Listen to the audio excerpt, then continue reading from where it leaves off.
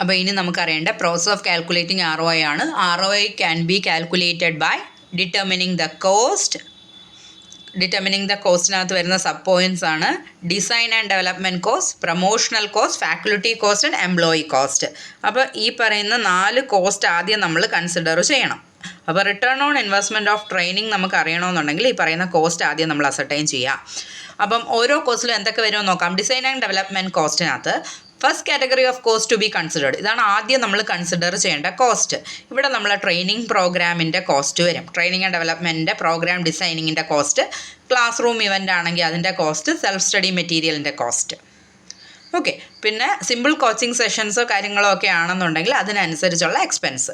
ഇതിൻ്റെ examples internal days of design and development, cost of external designers and developers, അതായത് external ആയിട്ടുള്ള ഡിസൈനേഴ്സിനും ഡെവലപ്പേഴ്സിനും നമ്മൾ പേയ്മെൻറ്റ് കൊടുക്കണം. Other direct design and development cost, outright purchase off the shelf material, നമ്മൾ material പുറത്തുനിന്ന് വാങ്ങുകയാണെങ്കിൽ ആ മെറ്റീരിയലിൻ്റെ കോസ്റ്റ്. അപ്പോൾ ഇതൊക്കെയാണ് ഡിസൈൻ ആൻഡ് ഡെവലപ്മെൻറ്റ് കോസ്റ്റിനകത്ത് വരുന്നത്.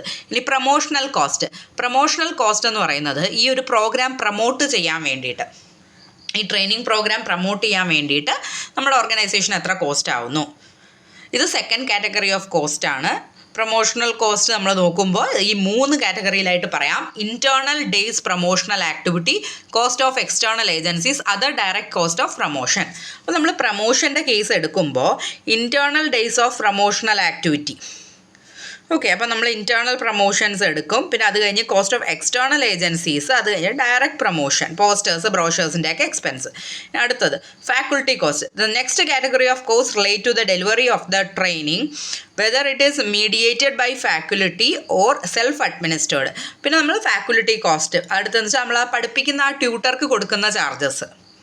ഓക്കെ, ഇപ്പോൾ ട്രെയിനിങ് തരുന്ന ആ ട്രെയിനർക്ക് നമ്മൾ എത്ര ചാർജ് കൊടുക്കുന്നു, പിന്നെ നമ്മുടെ ഓൺലൈനായിട്ടുള്ള ബാക്കി എക്സ്പെൻസസ്, ഇതെല്ലാം ഫാക്കൽറ്റി കോസ്റ്റിനകത്ത് വരും. ട്യൂട്ടർ, ഇൻസ്ട്രക്ടർ, കോച്ചർ അവർക്ക് കൊടുക്കുന്നത്, അത് വർക്ക് ബുക്സ്, നമ്മുടെ ടെസ്റ്റ്, ട്രെയിനിങ്, ഓൺലൈൻ അതിനൊക്കെ കൊടുക്കുന്ന എല്ലാം ഫാക്കൽറ്റി കോസ്റ്റിൽ വരും. ഇനി employee cost. When an employee goes through a training program in work time, organisation does not only have a pay that person's payroll cost, they also losing the opportunity for the person to add value to the organization.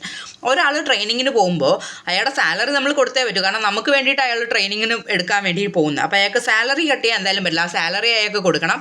മാത്രമല്ല അയാളെ കൊണ്ടുള്ള value addition നമ്മുടെ ഓർഗനൈസേഷന് നഷ്ടപ്പെടും. അയാൾ ജോലി ചെയ്തിട്ട് നമുക്ക് കിട്ടുന്ന ബെനിഫിറ്റ് ഉണ്ടല്ലോ, അത് ഈ ട്രെയിനിങ് ഡേയ്സിൽ നമുക്ക് കിട്ടുന്നില്ലല്ലോ. ഇപ്പോൾ 2 ലോസാണ്, അയാൾക്ക് പേയ്മെൻറ്റ് കൊടുക്കണം, അതുപോലെ തന്നെ അയാളെ കൊണ്ടുള്ള വാല്യൂ അഡീഷൻ നമുക്ക് കിട്ടുന്നില്ല അത്രയും ദിവസം. When a salesperson is on a course, they are not bringing in new business. അപ്പോൾ ഒരു സെയിൽസ് പേഴ്സൺ ട്രെയിനിങ്ങിന് പോകുമ്പോൾ അയാൾ പുതിയ ബിസിനസ് ഒന്നും നമുക്ക് കൊണ്ടുവരുന്നില്ല. ഇനി a production line worker is not creating product, അതായത് ഒരു പ്രൊഡക്ഷൻ ലൈൻ വർക്കർ കേസ് എടുക്കുകയാണെങ്കിൽ അയാൾ ട്രെയിനിങ്ങിൻ്റെ ടൈമിൽ ട്രെയിനിങ് എടുക്കത്തല്ലേ ഉള്ളൂ, അല്ലാതെ പ്രൊഡക്ഷൻ യൂണിറ്റിലേക്ക് വർക്ക് ചെയ്യാൻ പറ്റില്ലല്ലോ. അപ്പോൾ അതൊക്കെയാണ് എംപ്ലോയി കോസ്റ്റിനകത്ത് ഇൻക്ലൂഡ് ചെയ്യുന്ന കാര്യങ്ങൾ. അപ്പോൾ ഇതൊക്കെയാണ് നമുക്ക് അറിയേണ്ടത്. Okay, if an employee can easily replace while they are undergoing training, then there is no lost opportunity. The cost is simply the employee payroll cost.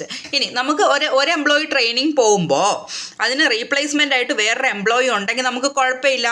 നമുക്കെന്താ, അങ്ങനെയാണെങ്കിൽ അയാളുടെ പേറോളിൻ്റെ കോസ്റ്റ് മാത്രമേ നമുക്ക് എക്സ്ട്രാ കോസ്റ്റായിട്ട് നമ്മുടെ കയ്യിൽ നിന്ന് ആവുന്നുള്ളൂ, അല്ലാതെ വേറെ കോസ്റ്റ് ഒന്നും നമുക്ക് ഇൻകർ ആവുന്നില്ല. അപ്പോൾ അതാണെങ്കിൽ നമുക്ക് നല്ലതാണ്. ഇനി in many cases however it is simply not practical to obtain a suitable replacement, so the output that the employee would have generated in the time that they are receiving training will be lost. അപ്പം usually നമുക്കൊരു perfect substitute ആയിട്ടുള്ള ഒരു replacement ആയിട്ട് ഒരാളെ നമുക്ക് കിട്ടാറില്ല നമ്മളൊരു employee ട്രെയിനിങ്ങിന് പോകുമ്പോൾ. അതുകൊണ്ട് തന്നെ അയാൾ തരേണ്ട ആ ഒരു ഔട്ട്പുട്ട് നമുക്ക് നഷ്ടപ്പെടുക ചെയ്യുന്ന ട്രെയിനിങ്ങിൻ്റെ ടൈമിൽ. അപ്പോൾ അങ്ങനെ ഒരു കോസ്റ്റ് നമുക്ക് ആവുന്നുണ്ട്, അതാണ് നമ്മുടെ എംപ്ലോയി കോസ്റ്റ് എന്ന് പറഞ്ഞ് നമ്മൾ റെക്കോർഡ് ചെയ്യണം. ഓക്കെ.